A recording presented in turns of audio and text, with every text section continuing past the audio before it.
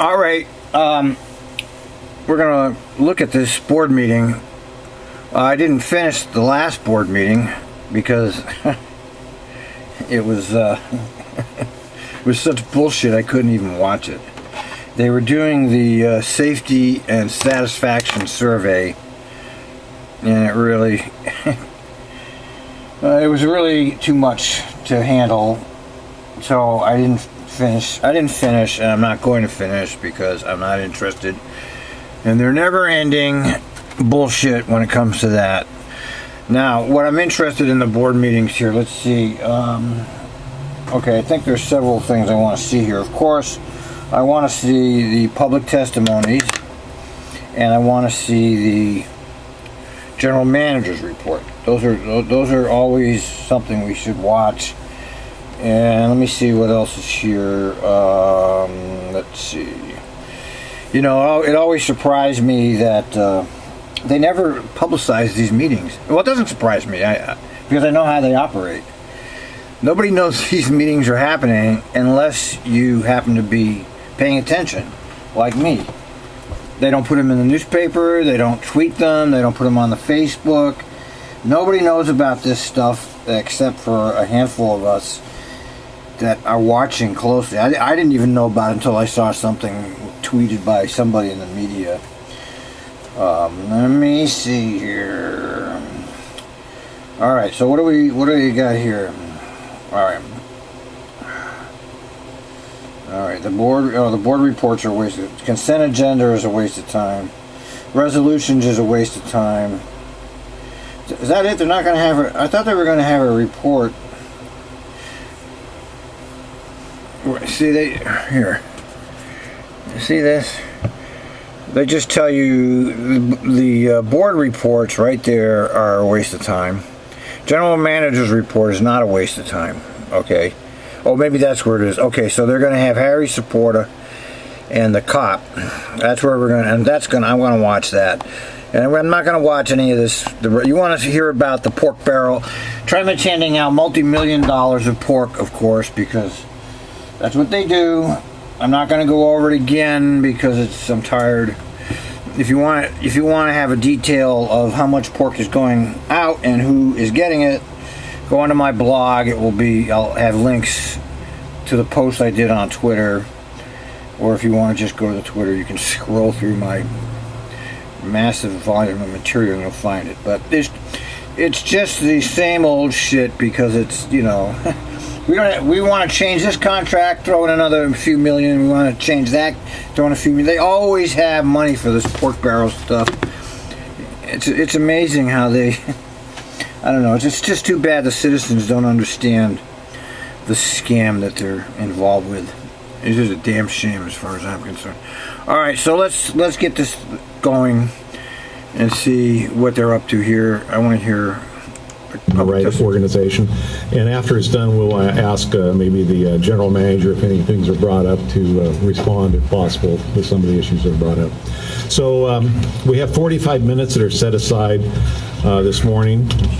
And it's based with the people who signed up before the meeting will be called up in the order of their signatures on these requests. I usually limit the testimony to 3 minutes. So let's start there because we only have, I see, 4 people who signed up for the public. See, nobody even bothers going.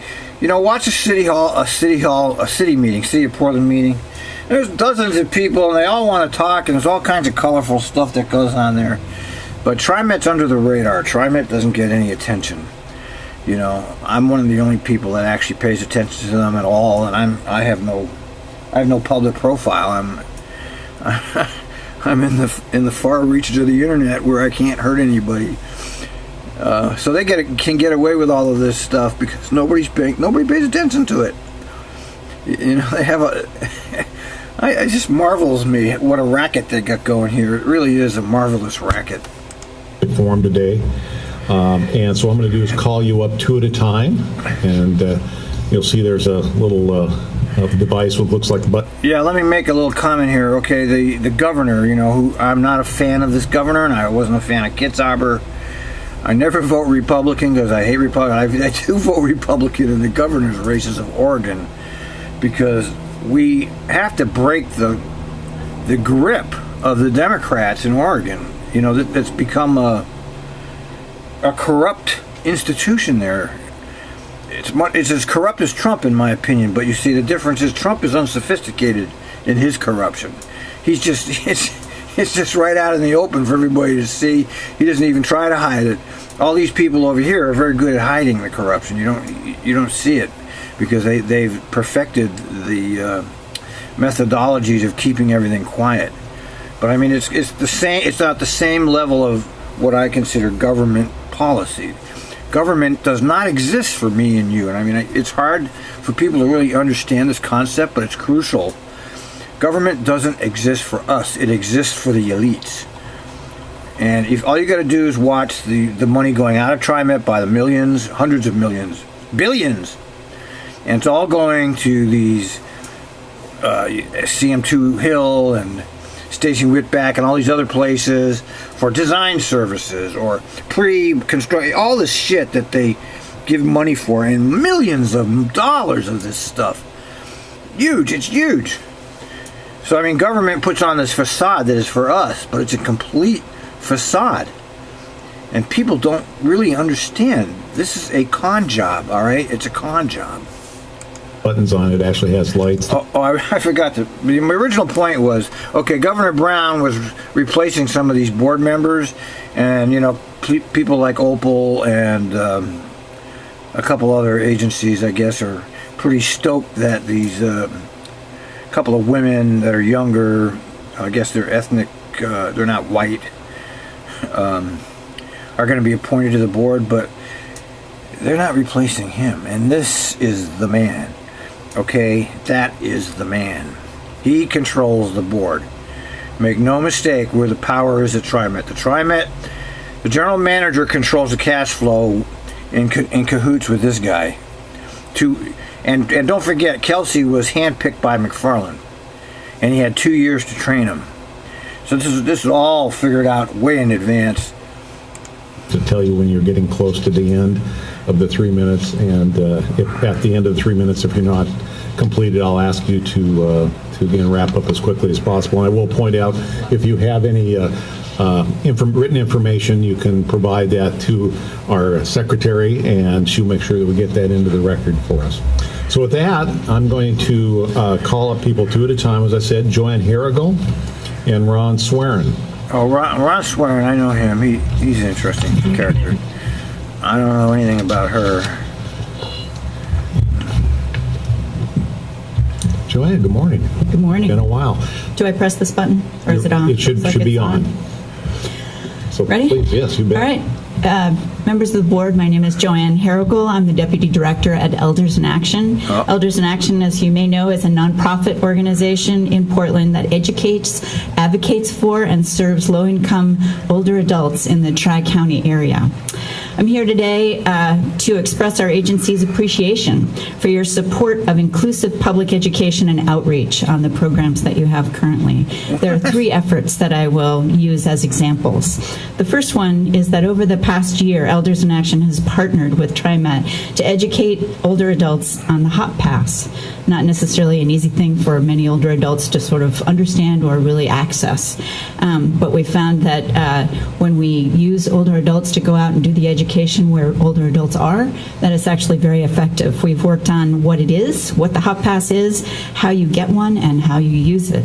So we've trained a handful of our own volunteers, many of whom are over 65, to do presentations at senior centers, congregate meal sites, and low-income housing communities around the region.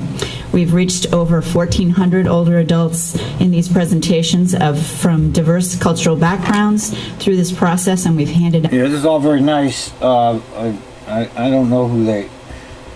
the only comment I want to make here is that this is an example of how government creates a policy, okay? Nobody got a choice about the HOP Pass. Let's get that clear.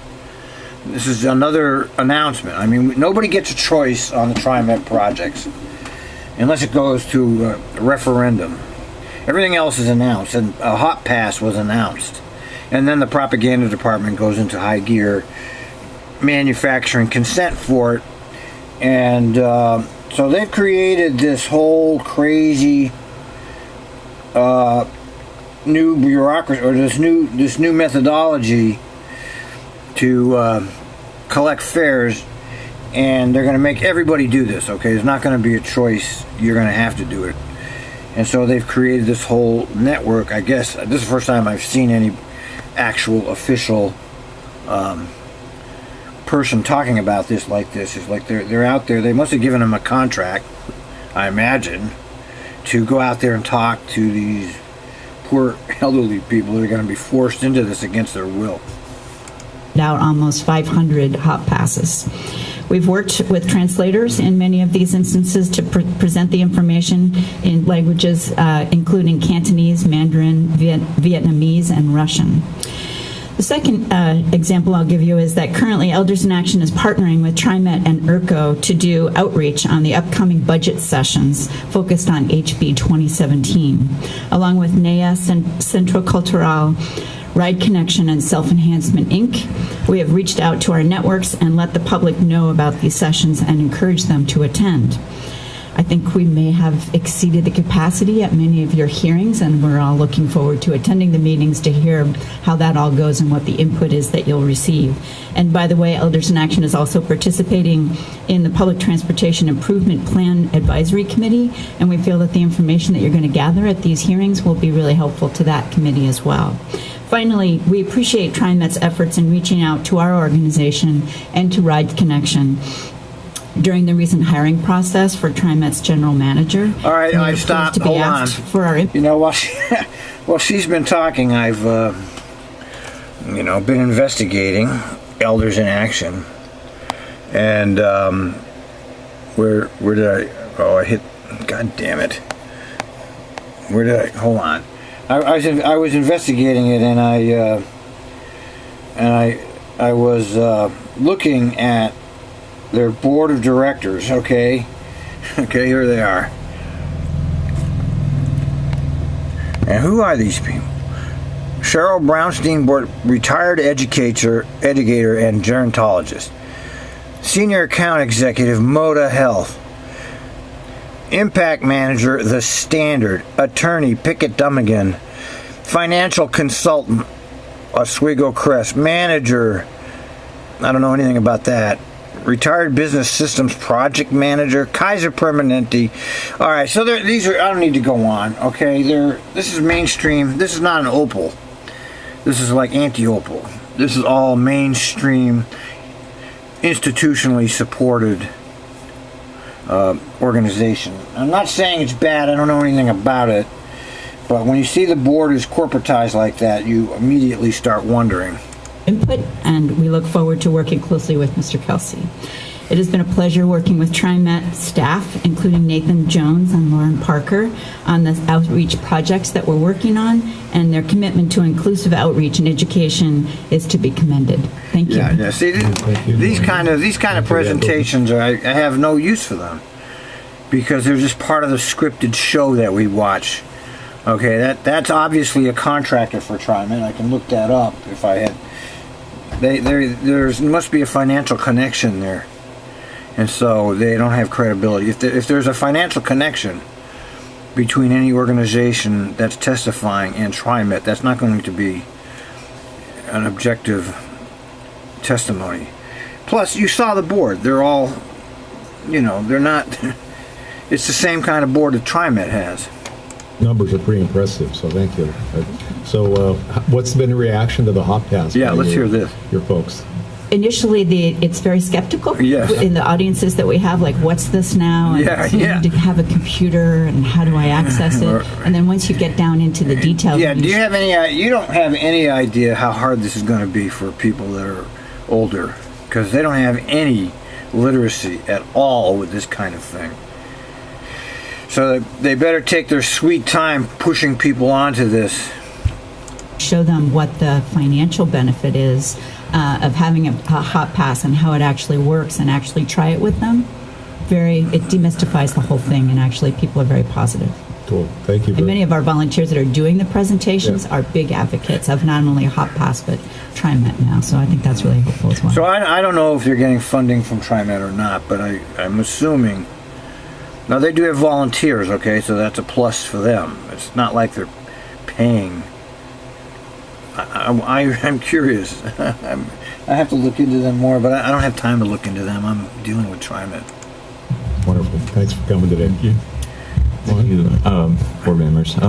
My name is Ron Sworen, for the record. Okay, this guy he's the real deal. He has been a critic for many years.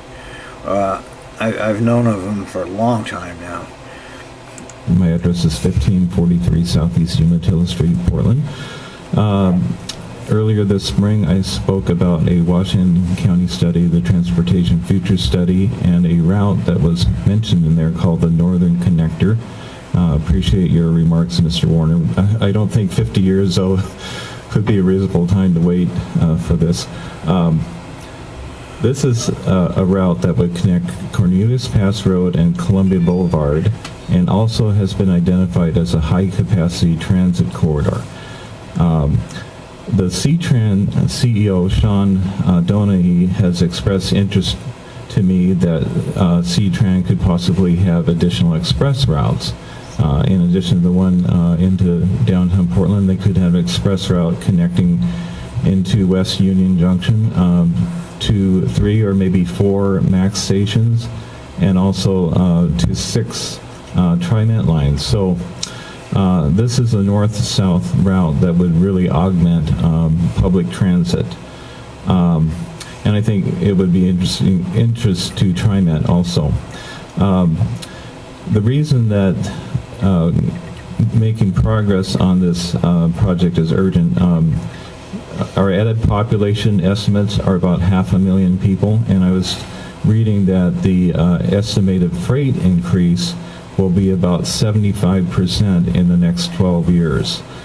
So those two factors will really impact I-5 and I-205, and the congestion that is affecting North Portland won't be solved by tolling, which is a popular idea now, because those two factors would outrun the gains. I appreciate the gains, such as carpooling and greater transit use, but I'm being realistic. The Northern Connector, because it would connect these existing routes, is really the simplest solution that is available to the very pressing problem of I-5 congestion and I-205 congestion.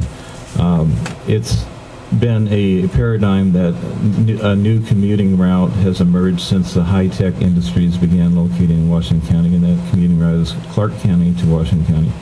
So something should be done to address that, and this is probably the least painful of the alternatives I've seen discussed. I've seen I-5 bridge replacement, tolling. Some people talk about a big interstate freeway on the west side. I don't think these are necessary. This is a very simple idea. I mean, I had it reviewed at a public forum, and our ODOT consultant said he liked this. Well, this is very nice, Ron, and it's probably very good and sensible, but this is never going to be implemented. Okay, never. Okay, never, never, never. So you're wasting your time. This is not on their plans. The only people we hear about it is you, and you're not part of the structure. Idea the best. We had 15 ideas submitted. So I believe it's a very sound idea. And what I want to know is what can Trimet do to further a study from the Oregon legislature. That seems to be a next step. You gave me one resource person to talk to. I would appreciate more. They gave him one, yeah. Appreciate your input. Yeah. Right, thank you. Yeah, we Move on to appreciate the your next input. two, Next. which is Terry Parker Oh, Terry. Oh, good old and Terry. Charles Bridge Crane Johnson. All right, Terry, here's another one. These are the more or less Terry's one of the conservative voices. Oh, look at how he's. Okay, Terry's on the right there. Oh, is that the Opal guy on the left? Good morning. Good morning. My name is Terry Parker. I'm a member of the Rose City Park Neighborhood Association where I live. And about 9 months ago, I came before the board and asking their support for an idea on Northeast 60th Avenue called the Northeast 60th Avenue Lighted Gateway to Max. City of Portland is planning on putting some new sidewalks in on 60th between Halsey Street and the Max station. And I just learned late last week that project is fully funded. So what I'm looking for today is TriMet support and maybe some dollars to put in pedestrian scale street lighting as coupled with that sidewalk. It only makes sense to do it at the same time the sidewalks are put in to save some money. You're putting two projects, just like when Max and the freeway were done at the same time, there was some money saved. So that's why I'm here, if TriMet can help us leverage some sort of a grant. We did apply for a grant last year for a demonstration grant at Northeast 60th and Halsey to put in a couple of street lights, and we didn't get the grant. There was only so much money available. It's not that we were rejected, it's just that we didn't get the grant. The cost, based on estimates that I got from the city, were about $10,000 per street light. If you did